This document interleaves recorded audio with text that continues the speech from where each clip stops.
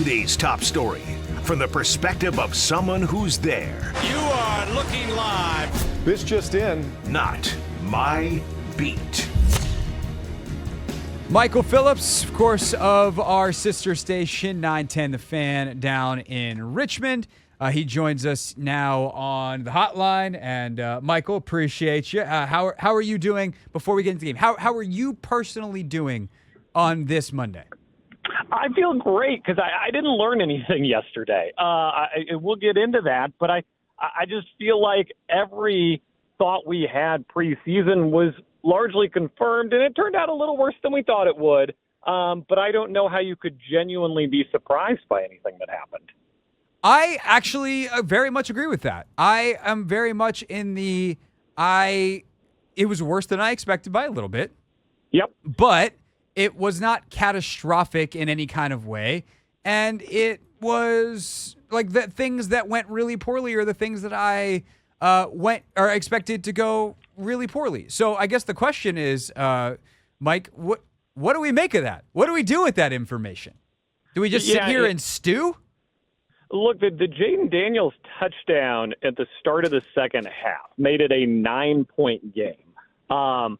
If you count 2 field goals, that it's a 3-point game when he scores that touchdown, which is a very different game than the one we're talking about, where they never had a chance and they were blown out. And whether or not you want to count 50-yarders as sure things or not, if they had hit those 2 field goals, we're talking about a game that they're fundamentally competitive into the finish.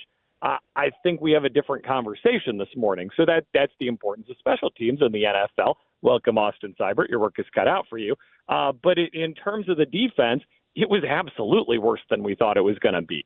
It was really, really bad, and it raises a lot of questions about where you go from here and what you do from here. And Craig, I am not here to answer those questions, but just to pose them out loud and indignantly.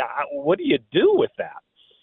Well, I mean, in some ways, Michael, like, I don't want to say good because it's not like, oh, yeah, yesterday was awesome. But it's like, okay, there's a plan. We all, I think a lot of us, I should say, it's certainly I don't want to speak for anyone else, understand the plan. The plan is so far playing out with the flaws that's intended.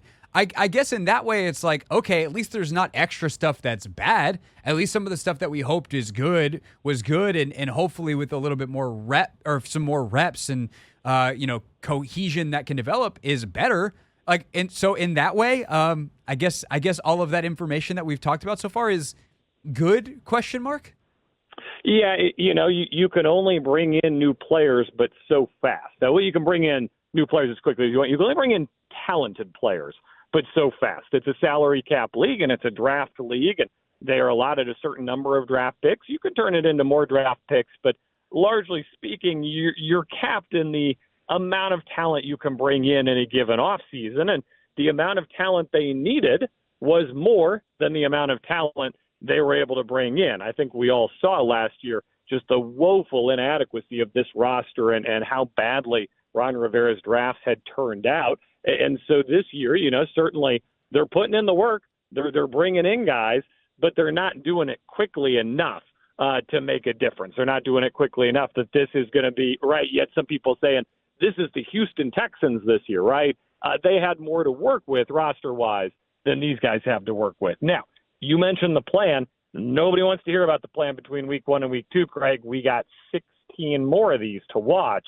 But you're absolutely correct that I'm not down on Adam Peters, Dan Quinn, or the long-term plan at all. If we want to go Cliff Kingsbury, if you want to hit that button, I do have some gripes, but I think they're largely unrelated to the long-term plan. So I do want to hit on both coordinators, actually, because I've had the chance to watch it all back on film, so my perspective is a little more adjusted compared to, I think, where a lot of people are, where even if they maybe will watch the film tonight because they're sickos, they have, jobs, and their job isn't this one where they get to sit and watch the film all day and then all of a sudden, quote unquote, start work at 4 o'clock. Even yourself, Michael, who does the same thing I do. You talk into microphones for a living, because Michael Phillips from 910 Fan, who hosts the wonderful radio show MP on the Mic, 10 a.m. to noon every day. His show starts at 10, so you didn't get a chance to watch all the film before your show started this morning.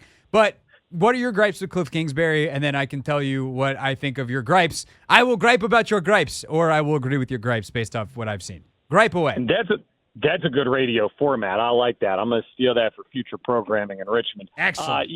It's you can't run Jaden Daniels 16 times. And watching it back, and I'd love to hear your perspective, I do think there were a lot of options or keepers. The one I'm thinking of is the one where he scored the touchdown and they called it back on replay. You are down 3 touchdowns late in a game that you are not going to win. And if you decide to make it a game, Tampa is going to be like, hey, they're making it a game, let's score another touchdown. And so it's not a game again. So there's no scenario there where you're going to win that game, I don't think, late. And you've got your quarterback, you're stat padding him by throwing him into the defense, subjecting him to another hit on the goal line, completely unnecessarily, in my opinion. Now, if that's an option, I still am a no on that. I think Cliff Kingsbury needs to be the adult in the room. We're giving the ball to Brian Robinson. He's going to score a touchdown. I don't care that you're the first rookie ever to score 2 touchdowns and rush for 80 yards in his debut. That's not a thing we're doing. 16 rushes, Craig, is 3 more than RG3 ever had in his career. It's the same number Lamar Jackson had last Thursday in that Chiefs-Ravens opener when we were all saying the next day, or at least I was saying the next day, the dude's not going to make it to the end of the season at this pace. So I think that a couple of things, some micro, some macro. On the super micro, the carry late in the game, I agree with you. Just freaking hand the ball off. Like, you just don't need to get him a hit there. I don't care if you pull Jeremy McNichols in. Somebody else besides your starting quarterback who everything relies upon can take that hit in that situation. I am with you. I do think it was an option. I do think it was technically the correct decision to keep it. And maybe they call that because they think, hey, if it's going to be open, he'll walk in and he won't take a hit. Well, sometimes that's not how it goes, and a linebacker or safety scrapes over the top, and lucky enough on the execution part, he can power through that guy, but it's still a hit. On the macro, like the most macro, before I get to kind of the middle ground of this game overall, I do think we talk about running quarterbacks taking hits as runners in a very silly way. The biggest hit that Jaden Daniels took yesterday was in the pocket, and that is pretty typical for the biggest quarterbacks hits that any quarterback takes, is they take them in the pocket because at that point they are thinking about, I am trying to be a passer. When you're a runner, you see the hits coming and you protect your body, and it's a very different kind of impact. Again, it's still impact. There still is kind of a wearing over time. We've seen it with guys like Cam Newton that were used as human battering rams that eventually like get really jacked up Cam's shoulder. But I do think on that front, like we have to be okay with Jaden Daniels being a runner, on some level, because otherwise he's not nearly as effective as a player, which brings us to the what's that level. I counted 7 or 8 scrambles, Michael. So more than half of those are not by design. And while I think a lot of them were actually good decisions to scramble, I do think there's a lot of those where if Jaden just does the either correctly reads the defense within the context of the play, or as it starts to break down, hits an easy check down, he can avoid some of those hits just by quarterbacking better, and that's the nature of a guy playing his first game against a Todd Bowles defense in the NFL. Hey, he's not the only rookie quarterback who had issues yesterday. Bo Nix averaged like 4 inches per throw. It was, Caleb Williams was lucky that the other quarterback was like, I absolutely insist that your team win this football game. We didn't have the benefit of that in D.C. The other quarterback decided to go ahead and win the football game. You don't get to pick your opponents. That's how football works. That's rookie quarterbacking. There's a lot of them this year. There's a lot of hype, so everybody's going to be tracking them all year long. Certainly the offensive line, I felt like, did not help the situation overall. I think Jaden Daniels got a lot thrown at him by Todd Bowles, and you could probably speak to that more having watched the tape. But, man, that's a good defense that did some good things. And when we talk about matchups, right, next week is a better matchup, both for the corners on defense going against Daniel Jones instead of these Tampa receivers, and a better matchup for the offensive line going against a Giants defensive line that I don't think is as good or as innovative as that Giants group. I think a lot of things added up into maybe making it look like more of a disaster than it was. No, I agree. I mean, the Giants defensive line is stupid talented.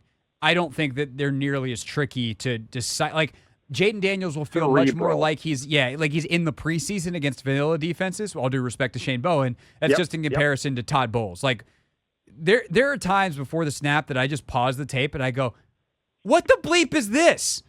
Because, like, that's facing Todd Bowles, is you're like, what's that dude doing there? Hey, you don't belong there. What are you doing? And then all of a sudden you look at him, he drops out, and then you realize that probably means someone's going to come from my ouch, and then you're getting hit. That is the nature of facing Bowles. But defensively for Washington, is Michael Phillips with us here on a Michael Monday on the Team 980. Of course, this is what we do every Monday after the Commanders play for Not My Beat. So, Michael, on the other side of it, though, I think that's the side of the ball where fans go, oh, my God, we're still doing this far more than on the offense. What did you make of some of the key issues they had defensively?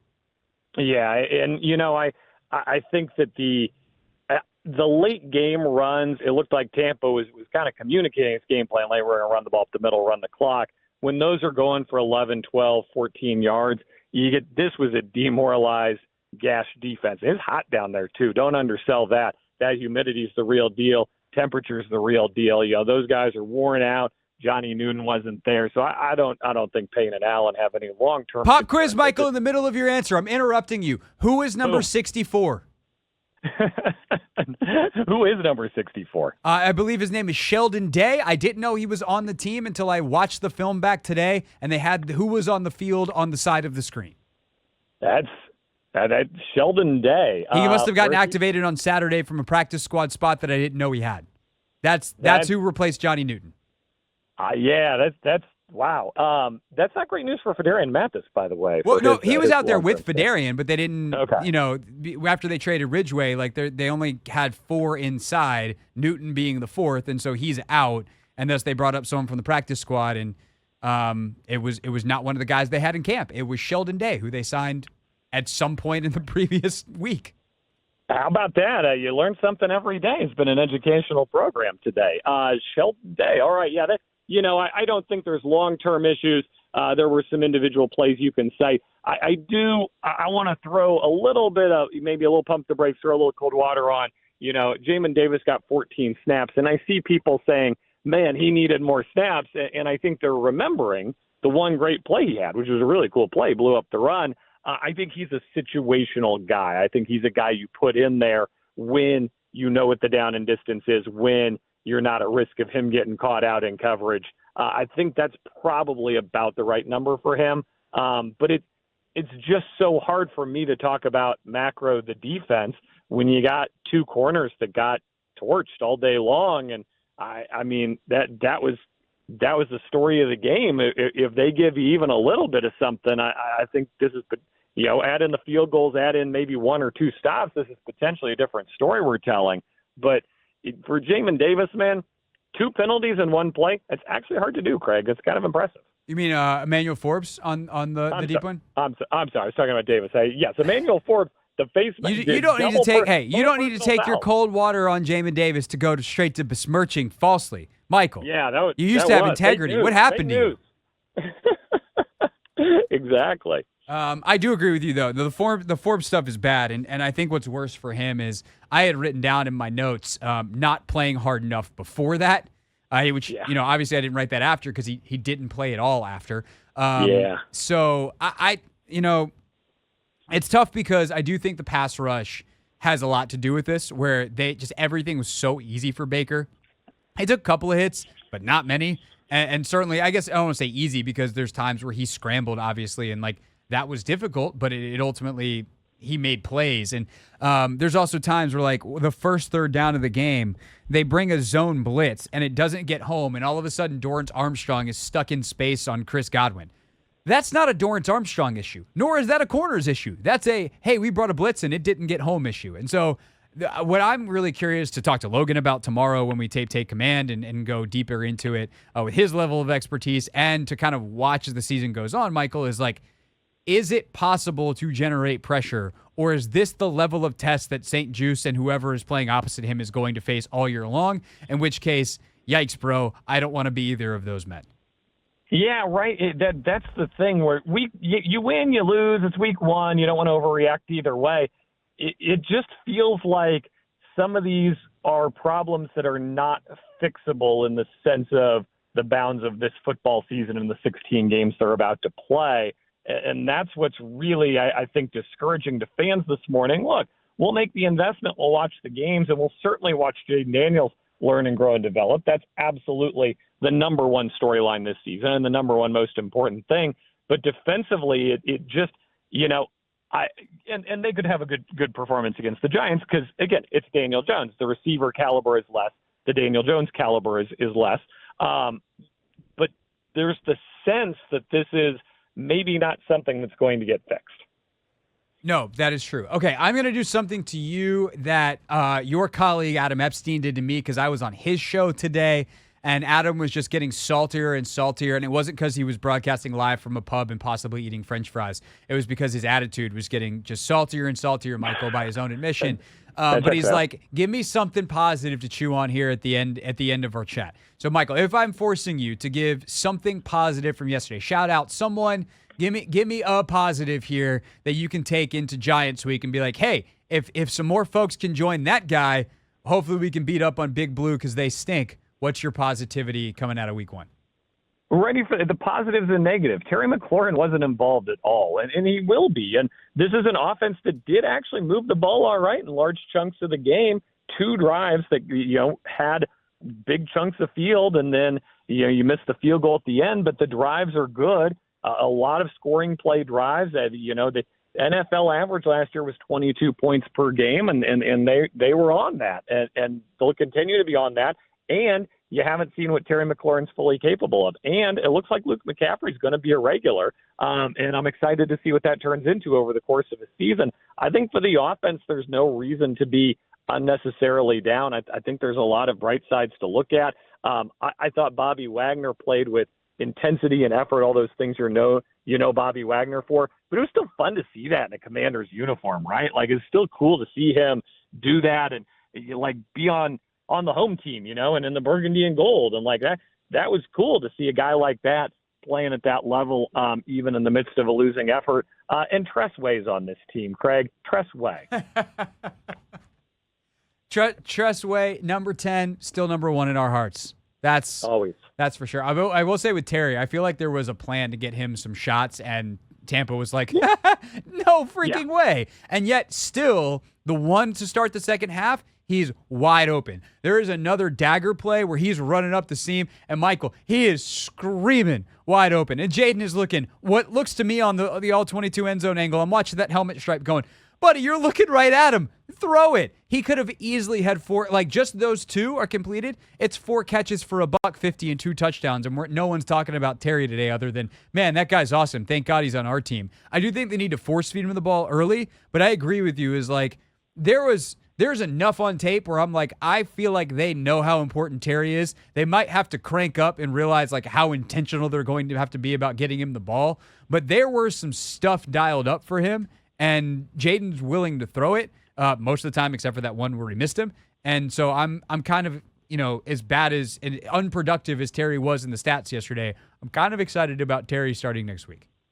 I agree. I think there's a lot to look forward to. I think this is a big game, though. It's a sneaky big early game because Daniel Jones and the Giants offense, that's about as easy of a test as you're going to get for a defense. So I feel like this is, if that was, maybe what the defense is going to look like against some of the better teams in the league and better offenses, we need to set the floor this week as well. And hopefully the floor gets set higher than maybe I'm worried it's going to be set right now. Well, I will say, don't forget, because I don't want to jinx it, or not mention it and thus jinx it. Daniel Jones turns into some, Tom Brady-like figure against the Commanders historically. So I don't know if they got to wear the black uniforms on the road or something to confuse him, but we can't have that version of Daniel Jones. Also, speaking of personal vendettas, it just popped into my mind. I'm pretty sure Terry McLaurin hates Deonte Banks. That's a thing that's somewhere in my head from last year is Deonte Banks was talking a lot, and Terry was eventually like, bleep you, dude, my quarterbacks are terrible. And he still got a couple of